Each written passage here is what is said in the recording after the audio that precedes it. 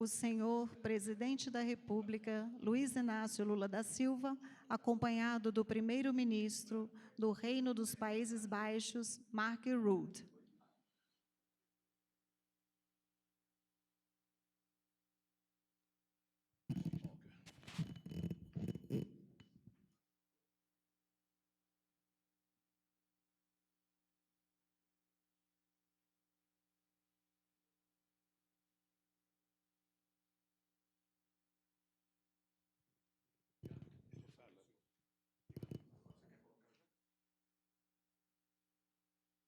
Senhoras e senhores, com a palavra, o senhor Presidente da República, Luiz Inácio Lula da Silva.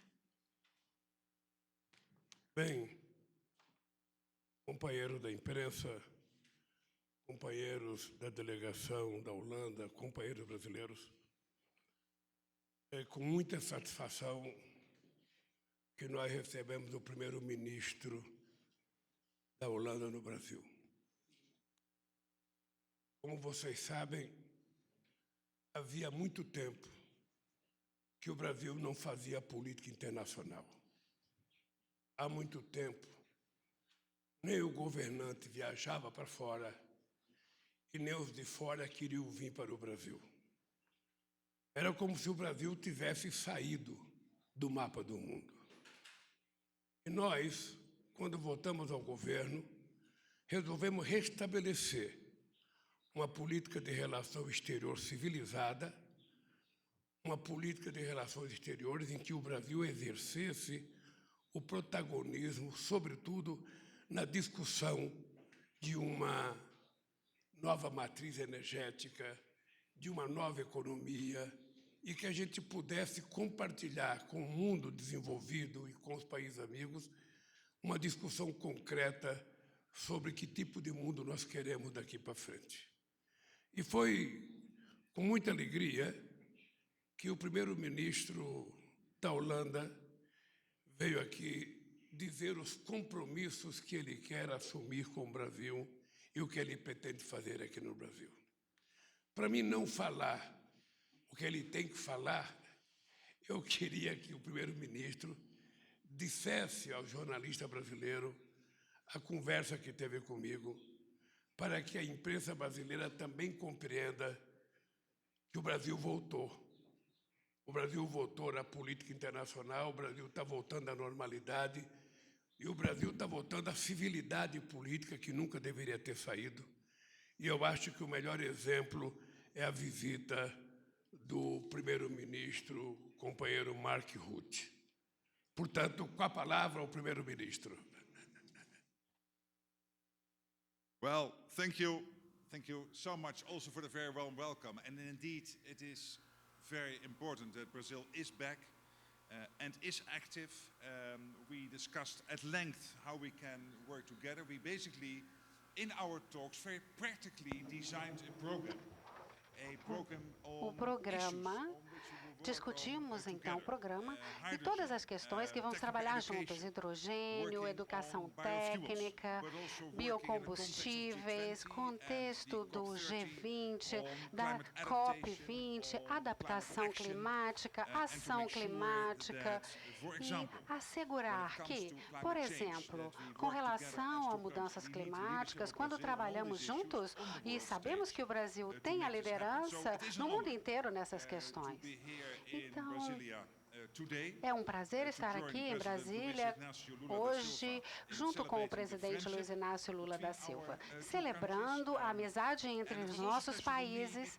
E é muito importante para mim, porque estamos aqui na Praça dos Três Poderes, a praça que é o símbolo da democracia brasileira e do Estado de Direito. A democracia tem fortes raízes na sociedade brasileira e não conseguimos abalá-la. Eu gostaria de expressar o meu respeito pela democracia do Brasil, entendendo que houve um período de dificuldade. Essa é a minha primeira visita expandida com uma delegação desde a pandemia. Essa primeira visita é ao Brasil. E o Brasil e a Holanda e os Países Baixos, nós temos uma história muito longa. Nós temos instituições que trabalham juntas, universidades, parcerias em inovação já há muitos anos. Essa é, portanto, uma fantástica oportunidade para podermos expandir ainda mais a nossa relação bilateral. Ontem, por exemplo, eu visitei a Embraer com o 390, que é o avião de transporte. Nós esperamos que a Embraer tenha um papel importante em substituir modelos mais antigos. Nós também enfrentamos questões muito importantes, como já mencionei, hidrogênio, educação tecnológica, e nós queremos ter trabalhadores qualificados para trabalhar em todas essas áreas. A transição energética como um todo, a segurança alimentar, são outras questões em que trabalharemos juntos, o Brasil e os Países Baixos. Estamos trabalhando bastante para essa transição em direção a uma economia verde. Os Países Baixos e o Brasil se apoiarão com conhecimento e know-how. Então, estou muito feliz de visitar amanhã o Porto de Pecém. Vamos trabalhar juntos, mais uma vez, em conjunto com o Porto de Roterdã, num corredor verde. Também trabalhamos na área do desmatamento. Então, eu gostaria de dizer que eu valorizo muito todos os esforços envidados pelo presidente para a Amazônia. Na luta contra as mudanças climáticas e trazendo a sua relevância para o Brasil, isso é extremamente importante. E os Países Baixos gostariam de continuar o seu trabalho com o Brasil nessa área. Depois, gostaria de mencionar o G20. E no ano que vem, teremos o assento e o presidente estará conosco no G20. E isso é muito importante, mais uma vez, para nós. Nós concordamos com as bases do nosso trabalho e precisamos muito da liderança do Brasil. Nessa posição comum, fiquei feliz que conseguimos falar sobre a guerra da Ucrânia hoje, sem concessões que possam afetar a soberania da Ucrânia. Também gostaria de dizer que os Países Baixos irão apoiar a Ucrânia o tempo que for necessário. Há ainda outras questões em que concordamos. Hoje, tomamos apenas o primeiro passo em retomar a nossa parceria. Estaremos na cúpula da União Europeia e da América Latina em julho, depois em setembro nos encontraremos novamente e depois trabalharemos no acompanhamento dessa agenda comum, que concordamos que devemos trabalhar juntos. Então, mais uma vez, estou muito feliz de que o senhor tenha voltado, isso tem sido crucial, e gostaria de dizer muito obrigado, no meu melhor português. Eu comecei a nossa conversa dizendo ao primeiro-ministro uma mágoa profunda da Holanda, que em 1970 o Brasil foi campeão do mundo e a gente esperava que o Brasil fosse repetir em 1974, quando surgiu a seleção da Holanda, tirou o Brasil da Copa do Mundo. Foi possivelmente uma das melhores seleções que já apareceram em jogos da Copa do Mundo. É uma pena que a geração de jogadores de futebol dura no máximo 15 anos e uma figura como Cruyff e seus liderados, sabe, pararam de jogar. A segunda coisa é que a Holanda é um país muito importante na discussão sobre a transição energética que o mundo vive e que o Brasil pode se transformar no símbolo de um país que pode ofertar ao mundo a experiência mais bem-sucedida da mais importante matriz energética totalmente limpa.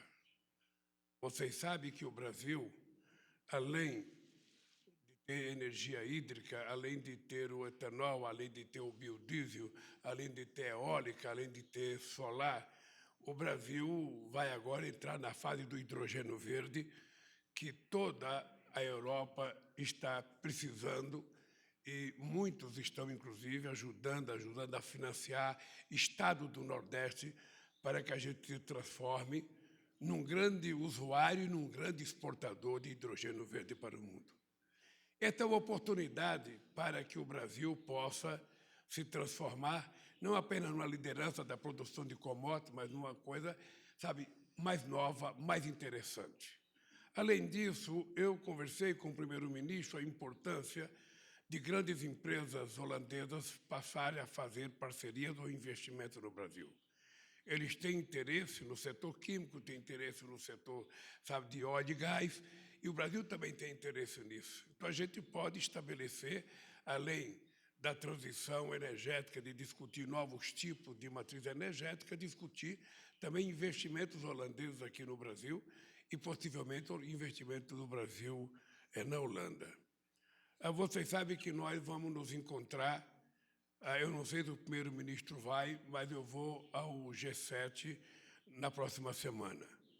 E no G7, um assunto que nós vamos discutir inexoravelmente será a questão da Amazônia, será a questão energética como um todo, será a questão da Ucrânia, será a questão do crescimento econômico e a questão da geração de empregos. E nós vamos ter várias bilaterais, sabe, com vários países que estão pedindo bilaterais, e eu tenho certeza que a questão da Ucrânia vai surgir em todas as conversas que eu fizer. E eu repito para todo mundo o que eu disse ao primeiro-ministro, que eu disse agora nessa minha visita a Londres. Ou seja, eu acredito na construção de um mecanismo que possa estabelecer a possibilidade da gente fazer com que o mundo volte a ter paz. Eu não acho impossível, a única coisa impossível é Deus pecar. O resto a gente pode fazer se a gente tiver vontade de fazer. E o Brasil está conversando com vários países, eu conversei com a China, vou conversar com a Índia, vou conversar com a Indonésia, vou conversar com outros países no G20, vou conversar agora no G7, para saber se a gente encontra um caminho. O primeiro caminho não é da paz, o primeiro caminho é da necessidade de parar a guerra. Quando parar a guerra, é possível que a gente crie condições de negociar o fim dessa guerra para sempre e que os países possam se colocar de acordo. É fácil? Não é fácil. Se fosse fácil, não teria chegado a guerra. Todo mundo sabe que o Brasil condenou a ocupação territorial da Ucrânia feita pela Rússia. O Brasil já votou na ONU, já repetiu o voto. Mas, ao mesmo tempo, nós achamos que é preciso não estimular a continuidade do erro.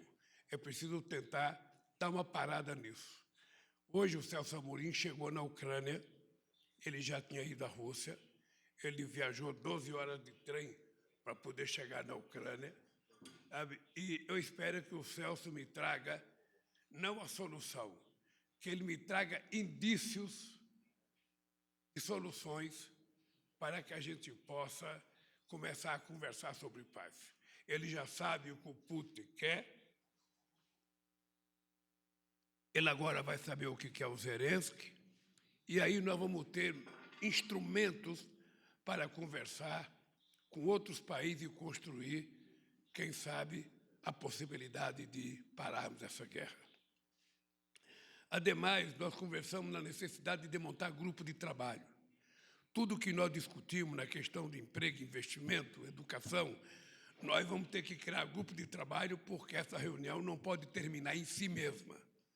A partir dessa reunião, nós teremos grupo de trabalho dos Países Baixos com o grupo de trabalho do Brasil, para que a gente possa começar a discutir em transformar em políticas concretas aquilo que nós discutimos hoje. Ao mesmo tempo, nós temos a questão do acordo União Europeia e Mercosul, que nós estamos preparando uma pronta resposta para a União Europeia da proposta e da carta que nós recebemos da União Europeia. Nós vamos participar da reunião da CELAC, União Europeia, sabe, no meio do ano. Nós vamos participar do G20 na Índia, vamos participar dos BRIC na África do Sul. E eu penso que, depois de todas essas reuniões, a gente pode ter voltado à normalidade do Brasil. Vocês, brasileiros que quiserem viajar, podem mostrar o passaporte nos aeroportos, que vocês serão bem tratadas, bem recebidas, atendida carinhosamente e não com suspeita de alguma coisa. Tá? E eu quero agradecer ao primeiro-ministro, primeiro pela compra de 5 KC-390. É um avião que a Embraer está produzindo, é, na verdade, uma cópia melhorada e modernizada do famoso Hércules, é muito mais moderno, é um avião a jato, não é a hélice, portanto, ele voa quase a 800 km por hora, 900 km. É seguro, eu já viajei nele. Posso garantir ao primeiro-ministro que pode comprar até 6, não precisa ficar nos 5. E eu penso que esse nosso encontro aqui é extremamente importante. Hoje eu encontrei com o presidente da Saab Scania, que é um sueco, que é o produtor do nosso caça. Eu tenho muita relação de amizade na Suécia, na Dinamarca, na Noruega, e eu espero construir com esses países a relação civilizada, a relação produtiva que nós tivemos ao longo do meu governo. Por isso, nós estamos à disposição de vocês para 2 perguntas. Nada de fazer 3 em 1, é 2 perguntas. O Graziano vai...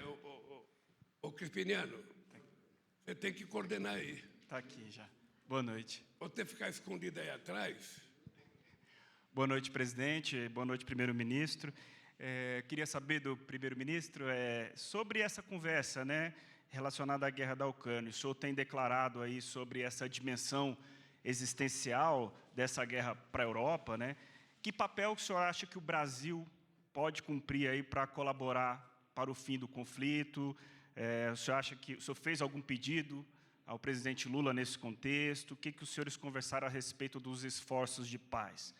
E ao presidente Lula, presidente, o governo da Ucrânia teria solicitado ao Ministério da Defesa a compra aí de 450 viaturas blindadas do tipo Guarani na versão ambulância. Estou fazendo referência a uma notícia publicada hoje pelo jornal Estado de São Paulo. Eu queria confirmar se houve esse pedido, se o governo brasileiro pretende atender, neste caso, das viaturas... É fake news, pelo menos para mim. Não existe um pedido Não existe de pedido. ambulância Guarani. E também que o senhor comentasse sobre essa questão aí da conversa da Ucrânia entre os dois, né? Também. É fake news, então, o pedido da... Pelo menos para mim. What I did is elaborate on why Ukraine and the Russian aggression against Ukraine is existential. Por que a questão da Ucrânia é existencial? Não é apenas uma ameaça aos nossos valores, essa recolonização de outro país, mas tem a ver com a nossa segurança, que pode estar em risco se a Rússia tiver sucesso na Ucrânia. Eu também entendi que nos últimos 10 anos, eu e outros na União Europeia nós já conversamos com o presidente Putin e, desde então, as coisas mudaram muito. A situação escalou desde 2022 com invasão da Rússia à Ucrânia. Então, eu expliquei que nós também fornecemos armas para a Ucrânia, porque se não tivéssemos feito isso, Kiev teria caído nas primeiras semanas dessa terrível guerra. O presidente explicou em detalhes os passos tomados pelo Brasil e, potencialmente, são muito importantes também para ajudar a encontrar soluções para a situação, para evitar esforços em direção à paz. E também estamos trabalhando nisso. E eu acredito que tudo deve começar com a presidência da Ucrânia e com a liderança da Ucrânia para entrar nesse tipo de discussão. É crucial que grandes países, no entanto, e economias como o Brasil e líderes como o presidente do Brasil, que eu admiro tanto, que incluam o Brasil na cena mundial novamente e nos ajude a achar essa solução. Então, temos que tomar passos e eu gostaria de assegurar que o presidente sempre receba atualizações daquilo que nós temos conhecimento. Faremos isso em um esforço mútuo. Bem, a minha resposta vocês já sabem. Não é a primeira vez que eu vou dar, vou apenas repetir aqui que eu disse ao primeiro-ministro que o Brasil está fazendo um esforço muito grande para que a gente possa tentar construir um grupo de países para conseguir chegar à paz. Eu comecei dizendo que o companheiro Celso Amorim está na Ucrânia hoje. Ele andou 12 horas de trem para chegar na Ucrânia para encontrar com o presidente Zelensky. E como o Celso Amorim é o mais experiente diplomata do Brasil, na minha opinião, e um dos melhores do mundo, eu acho que se ele colocar em prática tudo que ele aprendeu em 60 anos de diplomacia, ele pode trazer boas notícias para nós aqui no Brasil. Eu acho que a hora é a hora da diplomacia. Não é hora de guerra. Todo mundo sabe que o Brasil condenou a ocupação territorial da Ucrânia. Todo mundo sabe que o Brasil pensa a respeito disso. Mas, ao mesmo tempo, a continuidade da guerra só vai levar à morte. E, portanto, nós precisamos encontrar alguém que consiga discutir a paz. E o Brasil está disposto a fazer isso. Essa foi a razão da minha conversa com a China, essa já foi minha conversa com o primeiro-ministro da Inglaterra, essa foi minha conversa hoje com o primeiro-ministro dos Países Baixos, vai ser a minha conversa com o presidente da Índia, vai ser a minha conversa com o presidente da Indonésia e vai ser a minha conversa com vários outros líderes que eu vou me encontrar no G7. E eu penso que cada país tem sua razão. A Ucrânia, efetivamente, ela não pode aceitar a ocupação do seu território, ela tem que resistir. A União Europeia tem sua razão de ter a decisão que tomou, e o Brasil e outros países têm a sua razão de tentar encontrar um meio termo, né? Eu acho que é possível. Se eu acreditasse que era impossível, que não vai ter sucesso, eu não estaria metido nisso até os dentes. Eu disse para o primeiro-ministro que eu acreditava que era possível fazer o Ahmadinejad e assinar um acordo sobre a questão do enriquecimento de urânio. Nenhum país europeu acreditava que a gente conseguisse fazer. Nenhum. Eu lembro que quando eu cheguei em Moscou, era o presidente Medvedev. E o Obama tinha ligado para ele pedindo para que ele não deixasse eu ir, que me convencesse que os iranianos não iam assinar. Quando eu cheguei no Catar, o responsável, sabe, da política externa disse que tinha recebido telefonema para que eu não fosse. Nós fomos ao Irã contra a má vontade contra nós, inclusive de setores da imprensa brasileira que dizia que nós estávamos fazendo, que não sei das quantas, que não ia dar certo, e nós conseguimos fazer o acordo infinitamente melhor do que o acordo que foi assinado depois pelos Estados Unidos e pela União Europeia. Eu nasci na política conversando, nasci na política negociando, e eu acho que é a melhor arma para enfrentar a guerra, é conversar. E eu pretendo gastar todo o meu pequeno vocabulário de paz tentando construir a paz. Presidente, boa noite. Primeiro-ministro, boa noite. Simone Iglesias, da agência Bloomberg. Os Países Baixos têm uma histórica preocupação com o desmatamento com a Amazônia. Nesse contexto, e à medida que o Fundo Amazônia vem recebendo adesões de outros países, a gente gostaria de saber se os Países Baixos pretendem também fazer algum aporte de recursos. Obrigada.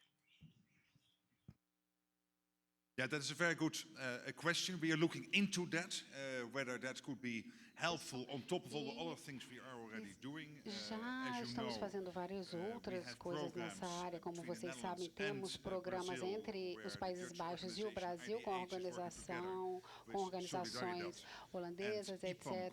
E também IPON Conserve. E estamos trabalhando também no contexto da parceria de declaração de Amsterdã. Começamos isso na Holanda, assegurando que tenhamos, então, cadeias de valor que sejam sustentáveis, especialmente na agricultura. Gastamos 50 milhões no Fundo de Bioeconomia da Amazônia, que está focado em assegurar que na Amazônia haja iniciativas contra o desmatamento. E que haja reflorestamento. Nós também apoiamos uma iniciativa de um banco de 1 bilhão que foca na agricultura sustentável e reflorestamento, também, mais uma vez, focando em áreas do mundo em que isso seja mais necessário, especialmente na Amazônia. Então, estamos trabalhando nisso. Muito bem. Você quer que eu fale também sobre isso? Não. Não, veja, eu vou participar da COP nos Emirados Árabes. Eu vou um pouco repetir o discurso que eu fiz no Egito, o discurso que eu fiz de Copenhague em 2009, porque, veja, nós temos uma COP que tem como principal discutir a questão do clima, e para discutir a questão do clima, quem tem floresta a preservar são os países em desenvolvimento, os países pobres, no caso da América do Sul. Nós temos Equador, Venezuela, Colômbia, Peru, Bolívia, que junto com o Brasil tem o que sobra da reserva da Amazônia. Você tem o Congo, você tem a Indonésia. Sabe? Então, esses países que estão dispostos a contribuir com a preservação das nossas florestas, isso tem um custo, porque nessas florestas moram gente. Na Amazônia moram 25 milhões de pessoas e que nós precisamos garantir que essas pessoas sobrevivam. Nós não queremos transformar a Amazônia num santuário da humanidade. O que nós queremos é, no território soberano do Brasil, compartilharmos com o mundo a exploração da riqueza da nossa biodiversidade, para saber se dali a gente pode encontrar formas de gerar melhoria de vida para as pessoas que trabalham lá, o que é possível extrair para a produção de fármacos, o que é possível produzir para cosméticos, ou seja, há um campo enorme. O que nós dissemos ao primeiro-ministro é que o Brasil é um país que não precisa derrubar uma árvore para continuar sendo um grande produtor de grãos. Nós temos mais de 30 milhões de hectares de terras degradadas. Se essas terras forem recuperadas, a gente pode dobrar a produção agrícola, pode aumentar muito o nosso rebanho bovino, sem precisar derrubar uma única árvore. E nós não podemos admitir, sabe, que os madeireiros irresponsáveis possam entrar na Amazônia, pegar uma árvore de 300 anos, cortar para fazer uma cadeira, para fazer uma mesa. Quando, se ele quiser montar a fábrica de móveis, ele pode fazer florestamento. Ele pode produzir a floresta do que ele quiser, de jacarandá, de mogno, sabe? E depois ele pode cortar a hora que ele quiser, porque é dele, está no terreno dele. Mas a floresta nós temos que preservar em nome da sobrevivência da espécie humana. Esse é um compromisso que nós temos no Brasil, de que até 2030 nós vamos zerar o desmatamento. Mais do que isso, nós, possivelmente, sejamos o país mundial na produção de energia limpa no planeta Terra. Para isso é que nós vamos nos empenhar para construir essa matriz energética que vai ser exemplo para o mundo. O potencial do Brasil em eólica, em solar, em hidrogênio verde, em etanol, em biodiesel, é quase que invejável para outros países do mundo. Então, nós temos que tirar proveito disso para que o Brasil possa ter uma política compartilhada com o mundo desenvolvido. Eu pretendo cumprir aquilo que nós fizemos em 2009 e também pedir a compreensão do primeiro-ministro que nós vamos aos Emirados Árabes na COP e vamos querer que seja aprovado o Brasil para fazer a próxima COP em 2025, e nós estamos oferecendo um Estado amazônico.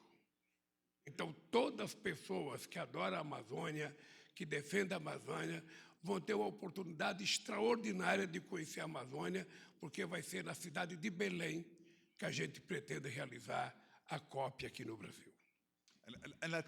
Could I just briefly add that I think it would be fantastic if Eu that COP gostaria de would be dizer organized here in também Brazil. que seria fantástico se o o Brasil recebesse a COP de 2025. Sim, nós trabalhamos na mitigação climática, na adaptação climática.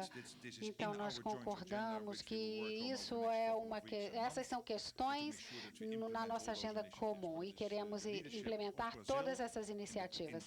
Na liderança do Brasil nessa COP, acontecer na América Latina, eu acho que seria extremamente importante. Então, muito obrigada. Pronto. Está encerrada esta cerimônia.